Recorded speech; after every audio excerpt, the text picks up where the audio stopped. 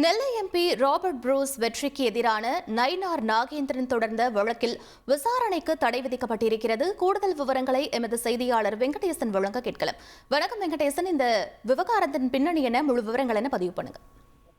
வணக்கம். கடந்த மக்களவைத் தேர்தலில் காங்கிரஸ் சார்பில் வெற்றி பெற்ற ராபர்ட் புரூஸின் வெற்றியை எதிர்த்து தற்போது தமிழ்நாடு பாஜக தலைவராக உள்ள நயினார் நாகேந்திரன் உயர்நீதிமன்றத்தில் ஒரு தேர்தல் வழக்கை தாக்கல் செய்துள்ளார். அந்த தேர்தல் வழக்கு என்பது நாள்தோறும் விசாரணை என்பது நடைபெற்று வருகிறது. இந்நிலையில்தான் இந்த தேர்தல் வழக்குக்கு தடை கோரி மற்றும் ரத்து செய்ய கோரி ராபர்ட் புரூஸ் சார்பில் தாக்கல் செய்த மேல்முறையீடு மனுவை உச்சநீதிமன்ற நீதிபதிகள் விசாரித்தனர்.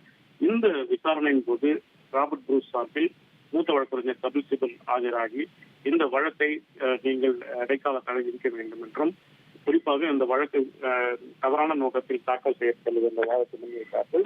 இதற்கு நயினார் நாகேந்திரன் சார்பில் ஆட்சேபம் என்பது தெரிவிக்கப்பட்டது.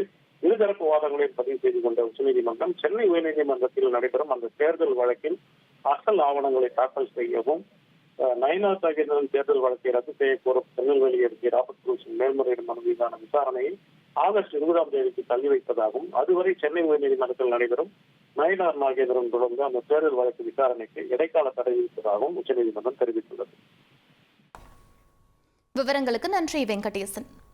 ட்ரெண்ட ஃப்ரெண்ட் ஆக்கிக்கோங்க. தந்தி டிவியின் சப்ஸ்கிரைபர்ஸ் அண்ட் ஃபாலோவர்ஸ் குடும்பத்துல நீங்களும் இணையுங்க.